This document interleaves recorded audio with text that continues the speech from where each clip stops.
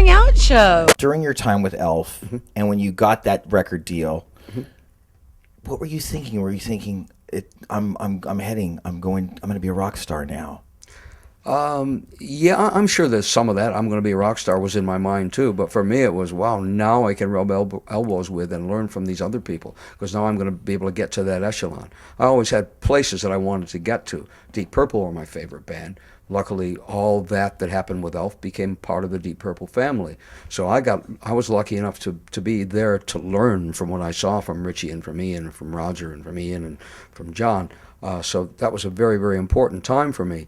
But Elf again was the opportunity to become better at what I did and to rub shoulders with the people that I idolized and maybe perhaps be one of them. Not so much I'm going to be a rock star, because once again it wasn't about preening for me. It was about, now I can get better, and now I can buy a better amplifier. Now we can all get better gear, and we can get bigger PA, and we can be louder and stronger. It was all about that. I was so devoted, and so always will be, to the band that I'm in, as opposed to being me. Now, the next step in your career comes through Roger Glover, bass player for Deep Purple. Now, tell us about that. Well, we had actually had driven to New York on a very, very stormy winter night with a car that had no heat in it, with a box that we built on top of it to house our drum kit and our amps and our guitars. And we drove there to audition for Clive Davis, the legendary Clive Davis, and also for Roger Glover and Ian Pace, who was there as well. I'd never met Roger before. I'd never met Ian before. But here are our heroes here. We all adored Deep Purple. They were there because it was either Richie or Ian Gillan got hepatitis. And so they had to stop their tour that was just about to begin. So now they had virtually 6 months off. And it was proposed to Roger and Ian, perhaps you'd like to fill that time with producing, or have a look at this band, maybe you'd like to produce them.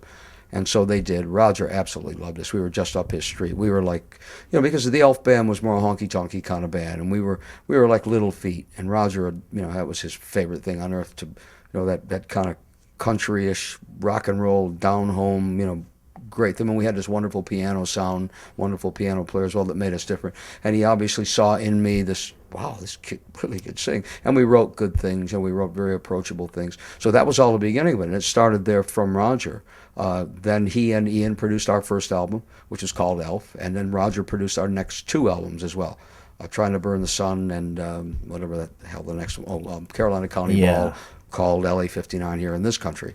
So that's where Elf went after Roger really discovered us and nurtured us and became, one of my best friends on the face of the earth. And wow, what could be no better friend to have than Roger, especially a guy that you idolize, as a musician, because he's so brilliant. Through Roger and that connection, you end up opening for Deep Purple, correct? Right, that's right. He introduced us to the band via the album that he had done with us. They loved it. John and Laura especially loved it because they had a keyboard player, they had a piano player. And Richie liked it. He thought, ooh, Singer's good. I don't know what else he thought about it. But we were a very specialized little band. We were good time guys, and boy, we had a good time. And, you unleashed us on the world. So we were unleashed onto the Deep Purple scene to open for them, because we were also signed to their label in Europe, which was Purple Records. Later to be called Oyster Records after Purple broke up and went two different ways, and we became Rainbow and then and Deep Purple. Deep Purple retained Deep Purple Records as their base of release, and Oyster became our one for Rainbow.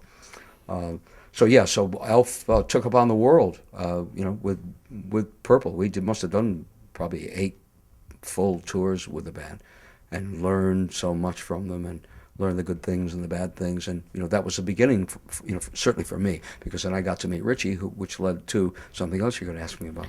I'm wondering, how were you received opening for Deep Purple when you were in Elf by the audience? Great. They loved us. We were a great band. We were just a great band. We wrote our own material. We were young. We were good-looking little kids. We were all tiny. We were Elf. I mean, we were little, and we rocked. We really did. We were just a good band, and that's what I worked for all my life, to get to a place where the band was good and would be appreciated. So the audience appreciated it the same way. They heard things and went, whoa. Because, and our first tours were really more British tours and German tours than anything else. And that was always very important to me, because the people that I idolized came from there. Zeppelin, Purple, Moody Blues, but everybody who came from anywhere from me, the Beatles, of course, were English, and that's what I wanted to be like. So to be accepted, especially by the British, after all the touring we did there, was very special to me. Now, after the Stormbringer record comes out, Ritchie Blackmore pretty much wants to get out of Deep Purple. Mm-hmm.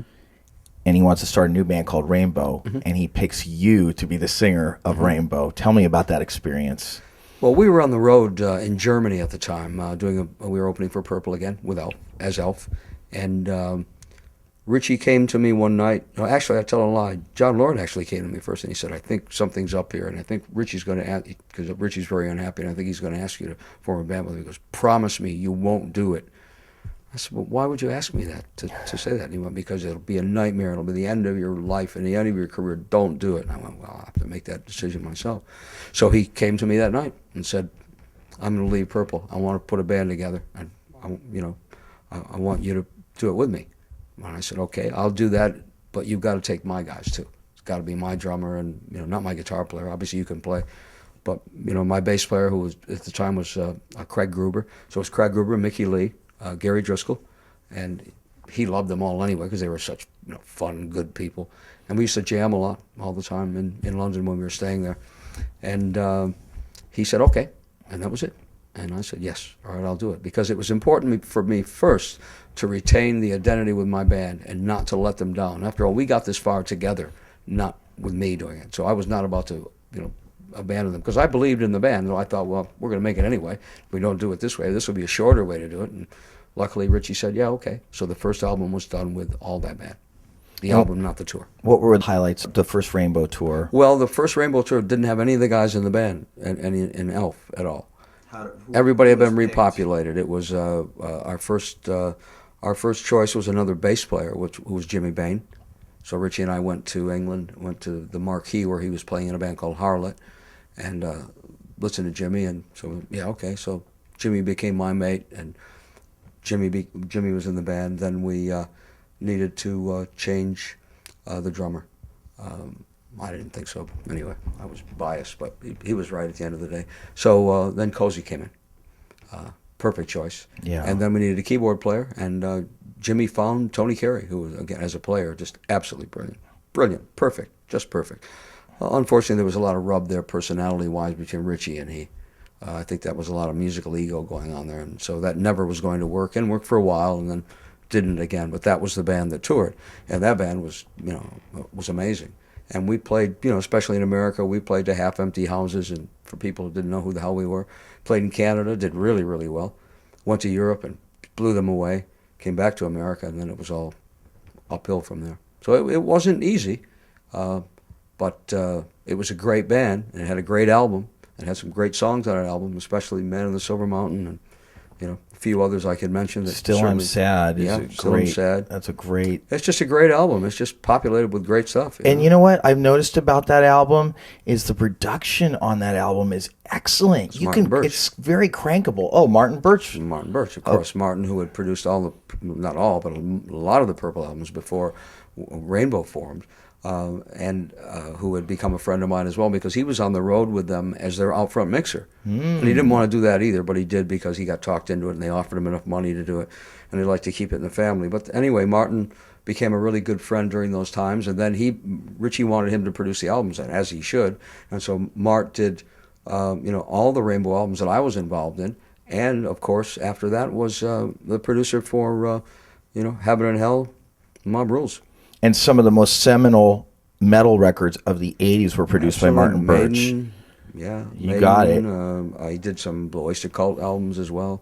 Absolutely. I mean, you can name it. I mean, he just did them all. Yeah. He did any before that, a lot of Fleetwood Mac stuff he did. Yeah, that's right. That's right. He did Bare Trees, and he did Mystery to Me. That's right. The Blaring Out Show.